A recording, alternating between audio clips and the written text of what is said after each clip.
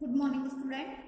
आज हम कक्षा 10 के पद्यखंड में पाठ 6 कवि जयशंकर प्रसाद द्वारा लिखित कविता प्रभु के बारे में पढ़ेंगे। इस कविता में कवि ने ईश्वर की स्तुति की है तथा उनकी सर्वव्यापकता, उनके सौंदर्य रूप और उनकी शक्ति का इसमें गुणगान किया है। यानी कि सर्वव्यापी, सभी में श्रेष्ठ ईश्वर को ही बताया है और ईश्वर की कृपा हो है तो सभी व्यक्तियों की इच्छा पूर्ण होती है। तो ईश्वर की महिमा का इस कविता में गुणगान किया गया है। कवि का जीवन परिचय। जयशंकर प्रसाद का जन्म 1889 यानी 1889 ईस्वी में और मृत्यु 1937 ईस्वी में हुई। जीवन परिचय।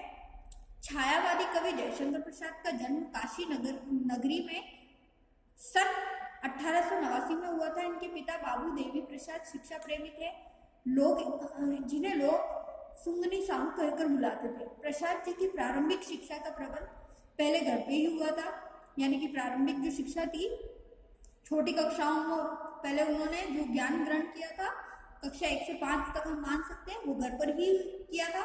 बाद में इन्हें क्वींस कॉलेज में अध्ययन हेतु भेजा गया। अल्प आयु में ही अपनी मेधा से इन्होंने संस्कृत, हिंदी, उर्दू, फारसी और अंग्रेजी का अच्छा ज्ञान प्राप्त कर लिया और बहुत ही कम उम्र में ही ये बुद्धिमान तो थे ही, तो उस बुद्धि के कारण इन्होंने संस्कृत, हिंदी, तरह तरह की भाषाओं का इन्होंने ज्ञान प्राप्त कर लिया। बचपन से ही इनकी रुचि साहित्य की ओर थी। इंदु नामक मासिक पत्रिका का इन्होंने संपादन किया। साहित्य जगत में इन्हें वहीं से पहचान मिली। काव्य रचना के साथ साथ इन्होंने नाटक, उपन्यास, कहानी आदि विधाओं में इन्होंने अपना कौशल दिखाया। आदि में इन्होंने लेखन किया।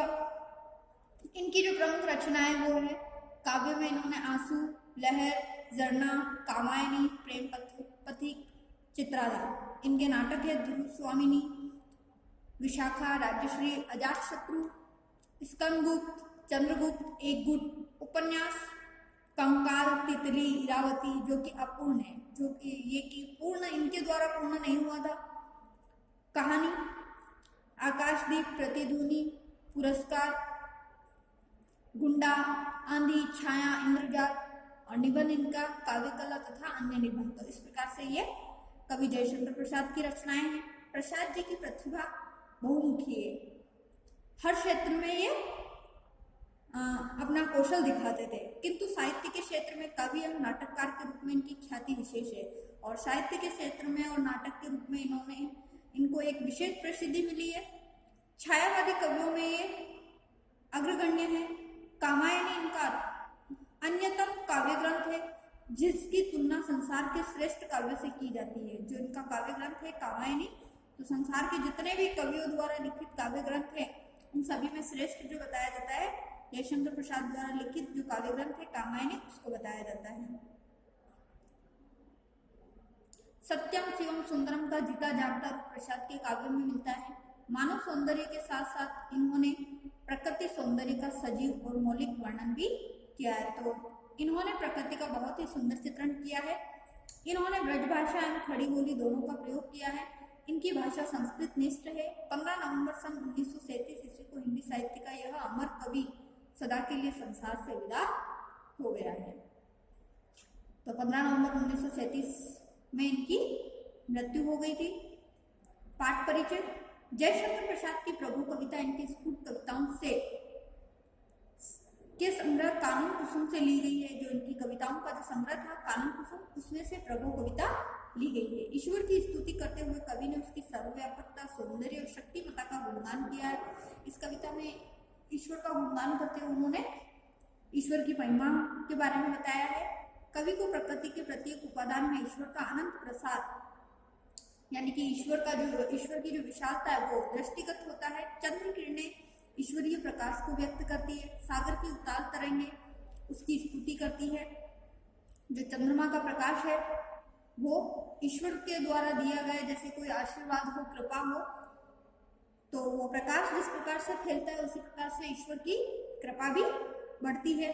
और सागर की जो तरंगे है वो भी रह रहकर मानो ईश्वर का गुणगान करती है। चंद्रिका उसकी मुस्कान को तथा नदियों का कलकल निनाद उसके आह्लाद को व्यक्त करता है। और जो चंद्रमा की जो किरणें होती है, चंद्रमा का जो प्रकाश होता है, मानो ऐसा लगता है जैसे ईश्वर की कोई मुस्कान हो। और नदियों का जो कलकल करता हुआ जो पानी होता है, वो इस तरीके से भगवान के ईश्वर का धन्यवाद करते हुए उनकी खुशी और प्रसन्नता को व्यक्त करता है। वस्तुतः प्रकृति के सौंदर्य और प्रेम से युक्त भव्य रूप को प्रकाशित करने वाला ईश्वर ही है। और इस प्रकृति का जो सुंदर है सौंदर्यीकरण है, उसको बढ़ाने वाला और उसके प्रेम को बढ़ाने वाला कौन है? प्रकाशित करने वाला सिर्फ और सिर्फ ईश्वर ही है। ईश्वर की कृपा होने पर मनुष्य के समस्त मनोरथ पूर्ण होते हैं, और जब भगवान की कृपा होती है तो ईश्वर के सभी कार्य पूर्ण होते हैं। खड़ी बोली हिंदी में रचित यह कविता प्रसाद जी की भाव अभिव्यक्ति का सुंदर उदाहरण है। और खड़ी बोली में उन्होंने इस कविता का वर्णन किया है, और इसके अंदर उनके जो भाव है उनको अभिव्यक्त किया गया। तत्समयी और गंभीर भाषा ने कविता को अद्भुत अभिव्यंजना सौष्ठव से युक्त कर दिया। ललायत्मकता, सरसता और मौलिकता की दृष्टि से कविता उत्तम कोटि की है। तो इस प्रकार से इस कविता के अंदर उन्होंने ईश्वर की महिमा का गुणगान किया है। विमल इंदु की विशाल किरणें प्रकाश तेरा बता रही है, अनादि तेरी अनंत माया जगत को लीला दिखा रही है। प्रस्तुत पद्य कवि जयशंकर प्रसाद द्वारा लिखित है।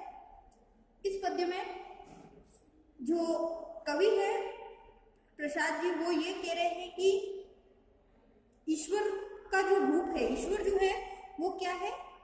सर्वव्यापक है।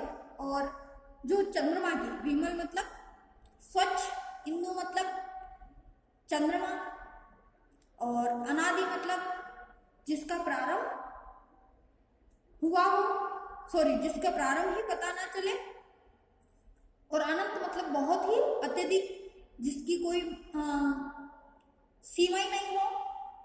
तो वो सारा संसार क्या कर रहा है? ईश्वर की लीला दिखा रहा है। तो कवि कहते हैं कि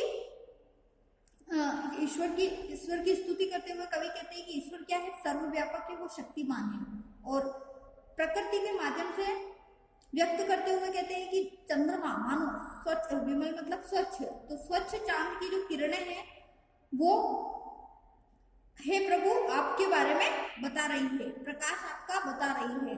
अनादि तेरी अनंत माया जगत को लीला दिखा रही है। और जो अनादिकाल से विद्यमान आपकी जो चिरकालीन माया जो है वो क्या कर रही है? संसार को आपकी महिमा के बारे में बता रही है। तो इस पद्य में कवि कहते हैं कि जो चंद्रमा की स्वच्छ किरणें हैं वो अपने प्रकाश से आपकी महिमा के बारे में बता रही है। और अनादिकाल से, यानी कि जिसका प्रारंभ ही नहीं हुआ हो, उस काल से आपकी चिरकालीन माया को इस जगत को लीला दिखा रही है, इस संसार को आपकी माया दिखा रही है। प्रसार तेरी दया का कितना ये देखना है, तो देख सागर तेरी प्रशंसा का राग प्यारे, तरंग मालाएं धारे। तरंग मालाएं मतलब सागर की लहरें, प्रसार मतलब विशालता। हे ईश्वर की दया का अगर हमें विशालता, कवि कहते हैं कि ईश्वर की दया का जो अगर हमें विशालता देखनी है, ईश्वर की दया जो अगर हम देखना चाहते हैं, तो ये देखना है तो देख सागर, अर्थात सागर की जो लहरें होती है, तेरी प्रशंसा का राग प्यारे तरंग मालाएं गा रही है। अर्थात जो सागर की जो लहरें हैं वो खुशी से झूमती हुई तुम्हारे ईश्वर की विशालता के बारे में गा कर सुंदर सुंदर राग में गा रही है। तो इसमें कवि का भाव यही है कि उन्होंने प्रकृति के माध्यम से प्रभु का गुणगान किया है, जैसे सागर की लहरें, चंद्रमा की किरणें। और इसके अंदर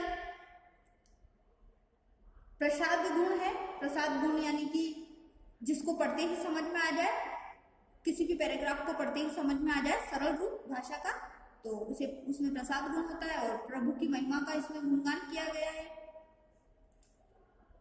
सेकंड पैराग्राफ, तुम्हारा स्मित हो जिसे निरखना, वो देख सकती है चंद्रिका को, तुम्हारे हंसने की धुन में नदियां निनाद करती ही जा रही है। तो स्मित मतलब मुस्कान। कवि कह रहे हैं कि हे ईश्वर, अगर आपको आपकी मुस्कान अगर कोई देखना चाहता है तो वो चंद्रमा को निरख लेवे, अर्थात चंद्रमा को देख लेवे, यानी कि वो कितना जो भी चंद्रमा की मुस्कान को देख लेगा या चंद्रमा की उस पूर्ण रूप को देख लेगा तो ऐसा प्रतीत होगा कि जैसे कि वो व्यक्ति आपकी मुस्कान को महसूस कर सकता है। तुम्हारे हंसने की धुन में नदियां निनाद करती ही जा रही है, और आपकी इस मुस्कान को देखकर ऐसा जान पड़ता है कि जो नदियां हैं वो भी क्या कर रही है, खुशी की धुन में आवाज करते हुए, निनाद मतलब आवाज करते हुए आगे बह रही है। विशाल मंदिर की यामिनी में जिसे देखना वो दीपमाला, जो तारकागण की ज्योति उसका पता अनूठा बता रही है। विशाल मंदिर यानी कि इस संसार में रात्रि के समय अगर किसी को बड़े मंदिर में जगमगाते हुए दीपक को देखना है, ठीक है, जिसे देखना हो दीपमाला यानी कि जगमगाते हुए दीपक को अगर इस संसार में किसी को बड़े विशाल मंदिर में देखना है तो वो क्या कर लेगा, तारकागण की ज्योति उसका पता अनूठा बता रही है। जो विशाल आकाश है उसमें चमकते हुए जो तारे हैं वो मानो ऐसा प्रतीत हो रहे हैं जैसे कि किसी विशाल मंदिर में दीपों की जो माला है अर्थात दीपक जगमगा रहे हैं। तो आकाश में चमकते हुए तारे जो है वो किसी विशाल में चमकती हुई दीपमाला से कम नहीं है। इसमें भी प्रकृति का सुंदर चित्रण किया गया है। फिर मानवीकरण अलंकार है, इसमें प्रसाद गुण है और कुछ तत्सम तद्भव शब्दों का भी इसमें प्रयोग हुआ है, जैसे यामिनी, चंद्रिका। प्रभो प्रेममयी प्रकाश तुम हो, प्रकृति पद्मिनी के अंशु माली, असीम उपवन के तुम हो माली, धरा बता रही है, धरा बराबर बता रही है। प्रभु, प्रभु मतलब प्रभु, प्रभु के लिए उन्होंने कहा है। और प्रेममय मतलब प्रेम से परिपूर्ण, पद्मिनी मतलब कमलिनी, और अंशुमाली किसका पर्यायवाची है, सूर्य का पर्यायवाची है। असीम अर्थात जो विशाल है उसके लिए कहा गया है। तो कवि कहता है कि हे प्रभु आप प्रेम से परिपूर्ण है, आपका जो प्रकाश है वो प्रेम से भरा हुआ है। आपने ही इस विशाल प्रकृति पद्मिनी के अंशुमाली अर्थात आपने ही इस विशाल अनुपम प्रकृति को बनाया है। आप ही इस प्रकृति अंशुमाली हो अर्थात आप ही इस प्रकृति को प्रकाश देने वाले सूर्य हो। असीम उपवन के तुम हो माली, और जो विशाल बगीचा है इस धरती पर यानी कि विशाल रूप में जो ये प्रकृति फैली हुई है उस प्रकृति के माली कौन हो, तुम स्वयं हो ईश्वर। ये धरती हमें बराबर बता रही है कि इस उपवन के जो रखवाले हैं वो आप स्वयं हो, क्योंकि हर समय धरती पर आपकी दया और अनुपमा बनी रहती है। जो तेरी हो वे दया दयानिधि, जो पूर्ण होता ही है मनोरथ, सभी ये कहते पुकार करके, यदि हो आशा, यही तो आशा दिला रही है। तो कवि कह रहे हैं कि सारी जो सृष्टि है वो आपकी इच्छा का ही परिणाम है, अर्थात ये जो सृष्टि बनी हुई है ये आपकी इच्छा से ही बनी हुई है। तो आप दया के सागर है, जो तेरी होवे दया दयानिधि, अर्थात प्रभु के लिए कहा गया। दयानिधि कौन, जो दया करने वाला ईश्वर, उस ईश्वर के लिए कहा गया है कि हे दयानिधि, हे ईश्वर, जब तेरी दया हो जाए, तेरी कृपा हो जाए तो हर व्यक्ति के जो पूर्ण होता ही हे मनोरथ, अर्थात हर व्यक्ति के कार्य पूर्ण हो जाते। सभी ये कहते पुकार करके, यही तो आशा दिला रही है। और आपकी दया जब किसी पर हो जाए तो सभी कार्य पूर्ण हो जाते हैं, और आपकी जो करुणा दया की गाथा सभी पुकार पुकार कर कह रहे हैं, अर्थात तथा इसी प्रकार से आशा दिला रहे हैं तथा आशा दिला रहे हैं। और आपकी जो कृपा होगी, आपकी कृपा की दृष्टि होगी, अर्थात हे ईश्वर, जब आपकी दया हो जाए तो हर व्यक्ति के सभी कार्य पूर्ण होने लग जाते हैं। इसमें भी प्रसाद गुण है। प्रभु की दया का सागर अर्थात प्रभु की दया की विशालता के बारे में इसमें कवि ने बताया है। फिर अंशुमाली, माली, देखो दोनों शब्द समान आ रहे हैं, तो ये अनुप्रास अलंकार है।